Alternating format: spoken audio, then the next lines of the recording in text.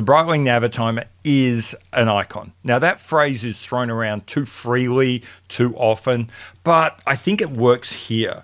Ask a bunch of watch geeks to picture a pilot's chronograph. More than half of them are probably going to think of a Navitimer. Even ask a bunch of normies to sort of think about what kind of watch is popular in aviation and pilots, and those of who can think of a brand at all are often probably going to say Breitling. So I think it's fair to say that the Navitimer is an icon. And that's great. Everyone loves an icon. Look what happened with Swatch and Omega with the Moon Swatch. What you can do when you've got a watch with iconic status. But it's also a bit of a curse. How do you keep an icon relevant without destroying the thing that makes it iconic? Breitling have tried to do that this year with the new revised Navitimer for 2022. Let's see how they did.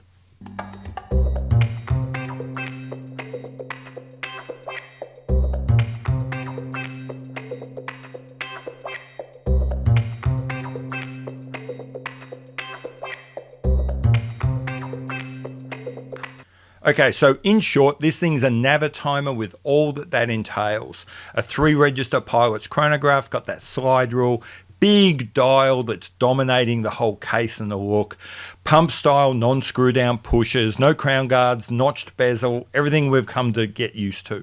It's also got a lot of that modern Navitimer luxe feel, high polish applied batten indices and hands, that sort of differential high contrast panda style design generally, but there'll be more on that later. So anyway, have one look at this and you know it's a Navitimer, for better or worse. However, it's still also clearly new. There's a lot going on with the new stuff, new sizes, new cases, new colors, new old logo, some subtle dial rework, and what sounds like an updated movement. Not massively changed, but updated. So let's talk about the sizes. It comes in a 46, a 43, and a 41. And it sounds like they're crowded in a bit too much around each other, but I think there is a logic to those sizes, which I'll talk about later. The cases have clearly changed, and this is odd because what I'm reading on the line doesn't quite line up with what they've said in press releases and some other interviews. And it's also difficult to be 100% certain of what's going on because Breitling almost instantly, as soon as a new watch comes out, the old one is dead to them and is gone. And me being an idiot, I forgot to get screenshots of their what they were doing before this version came out. But from everything I can see with the research I've been able to do in a day and a bit, it looks like the cases have changed quite a bit. To start with, they're a lot thinner than they were. According to the website right now, these watches, the 46 is 13.9 millimeters thick, the 41 and 43 are down to 13.6. That's pretty thin until you start getting to horrendously expensive automatic chronographs. That's, if I remember rightly, that the old Navitimers started at 14.3. So we've lost over 0.5 millimeter in thickness. The cases are also pretty short. In terms of lug to lug, the 46 millimeter has a lug to lug of 51.8, which is pretty big, but it's a 46 millimeter watch.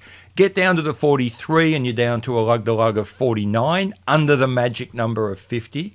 And then get down to the 41 and you've got a lug to lug of 47. That's a relatively petite size. That, to put that in perspective, the 41 millimeter 806 re-edition that they came out with in 2019, that has a lug to lug of 48.7 millimeters, 1.7 millimeters longer than the new 41. So clearly the case lug geometry of this new Navitimer has changed. Moving from the case and let's get down to the colors. There are a bunch of new colors and a kind of logic here. In general, the bigger, bolder, punchier colors, those colors which would probably code as more masculine, are weighted towards the larger sizes, the 46. The more pastel-y, let's be frank, the more feminine coded colours are weighted to the smaller cases. Now, one of the things I've got to be clear on here is I'm saying weighted quite deliberately. This is not a hard rule. There is a soft blue and white slide rule case at the big end, and there is also a much more stealth kind of cool darker blue black at the bottom end. So these are weightings. They're not absolute hard rule. Men wear big watches, women wear small watches. I think what's happening here is, and I think when you consider the combination of colours and sizes, what Breitling's trying to do by having that 46, 43, 41 starts to become clear. I think Breitling's trying to provide a spectrum of options to a wide array of potential buyers. Bigger people, smaller people, people after something more masculine, people after something more feminine, people that want something in between, and also, and crucially, and very 21st century sort of contemporary, they're not assuming what you want. So if you're big, there could still be a feminine coded option, and if you're smaller, there could still be a more masculine coded option, which I think is pretty cool. That kind of contemporary sensibility that we're talking about in colours and case sizes is matched in the case finishing. In this case, basically, what I would say is Breitling have backed away a little bit from their early 2000s everything high polished, and we're just getting a little bit more brushing. Gives it a more mature and a slightly more sort of grown up, less blingy feel. Next thing, the watch has got the new, very old logo. The old AOPA, Airline Pilots Association or something, Aircraft Owners and Pilots Association, I think, wings. Makes a lot of sense for the 70th anniversary to come back with that one of those very early logos. I suppose I also see it as a bit of a troll of Breitling's own fans by Breitling. They all desperately crying out for the winged logo to go back to their traditional logo. Well, they got their traditional logo. I'm not sure if it's the one they wanted, though. Frankly, I'm not sure if I like the new logo. I like the idea of it, but on the other hand, this very simple, very basic logo that was fine in a 1950s setting, I wonder if it feels a little unresolved, a little too basic in 2022. I need to see that in real life to commit. The dial changes are really subtle, flattening the slide rule ring, allowing for a slightly more domed crystal, and according to what I can find, and as I've already discussed, cutting about half to 0.6 of a millimetre off the overall height. Again, I can't be 100% certain about that, and I'm going to have to do some more research.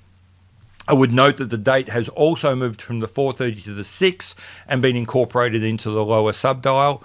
Personally, I always liked the 430 date. I'm unfussed by the move, but I know a lot of people will get really happy about that 6 o'clock date now. There's more going on than just moving the date when it comes to that change. There was a very quick and pretty subtle kind of line that was thrown into the video that was released for this, and I haven't seen it repeated anywhere else. But the video seemed to imply that the movement's been updated slightly around the date change. Not only have they moved it, but they've also altered the mechanism so that you can now safely change the date at any time of the day. Now, on one hand, that feels a little naff, no big deal, because everyone knows you can't change it between 10 and 2.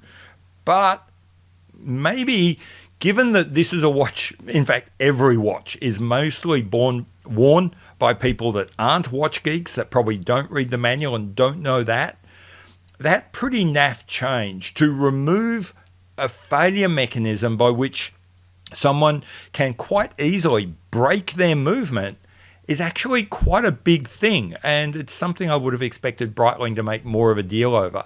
There are some other changes of note in the Navitimer eco structure, not so much in the Navitimer itself. So first off, it looks like there's been a 10 to 15% price increase. This is generally in line with what we've seen in the watch market. And I think there's also a bit of CPI catch-up that's always going to happen when a new watch comes out. I'm not happy about it. I'm not welcoming the price rise, but it is kind of understandable. The other big issue that I haven't seen anyone talk about is if you go into the Navitimer page of Breitling's website, that the Navitimer range has been culled. All the old ETA or Valjoux 7750 models of the Navitimer, all of the GMT models, they are gone. Now, they might come back one day, but as of today, for the first time in my memory, the Navitimer line is 100% Breitling in-house. I've also got a feeling it's going to stay that way. And the reason I say that is, I might have mentioned before, generally, all of the watches have got that kind of panda, reverse panda, high contrast dial look where the registers and the overall dial are different colors. Breitling has been using that as a way of signifying in-house versus third-party movements for, 5 or 6 years at least now. They've broken that convention. We now have a couple of watches that don't have that high contrast dial register arrangement. Maybe that's because they are all in-house now, and two, they are going to stay that way. I've been predicting that for a while. I'm unsurprised by it. It's something I think we should watch out for. Okay, so here we go, and I'll wrap up and give my thoughts. 1, I think the colors look good, but I want to see them in real life before I commit. I'm unsure about the logo. I'm not entirely convinced right now, but again, and keeping with the theme, I need to see that in real life before I really commit. I love the new, more mature, more nuanced, less shiny case finishing. I haven't mentioned yet, but this watch continues to only have a 30-meter water resistance. That sucks. I didn't mention it yet because it's not a change. It was a problem with the old. I think it's still a problem with the new. I get it. It's a pilot's watch. I get it. If it keeps the thickness to like down around 13.5 mils, maybe I can live with it. But on the other hand, it's 2022. I'd like more than 30 meters water resistance in a watch like this. I understand and I applaud the sizing arrangements, the 46, 43, 41, and I really like the way they've paired that with colors. I think on one just emotional level, it would have been great if they'd been able to take the 41 and get it all the way down to 40. But then on the other hand, if I do look at the sizing, I think the 43 gets it right. The 46 looks a bit open and a bit sparse. The 41 looks a bit closed in and a bit tight. So maybe the 41 was as small as they felt they could go and still have an aesthetically pleasing dial. As I said, I'm a big fan of their colors and sizing idea. I think it's fantastic to see what I believe is a great watch being made available to more people to find the version that they like. It's just a philosophy I get behind and support. I'm not a big fan of this idea of it comes in any color you want as long as it's black. That's not my idea of, where I want the watch community, where I want the watch industry to go. So in the end, what I would say is, to my mind, Breitling succeeded in what they set out to do. This whole thing was about having an update, a contemporary, a desirable version of a 1950s icon in 2022. As I said earlier, that is a tough thing to do, and I think Breitling have done it. That said, that's all based on specs, it's all based on videos, it's based on renders and the same pictures you have. I completely reserve the right to come back and change my mind when I see the watch in real life. But right now, I think it's pretty good. Love to know what you guys think. Leave me some comments below. You always do, and I love to look forward to them. I've been Pete McConville. This has been Not So Obvious Watches. I'll see you later. Bye.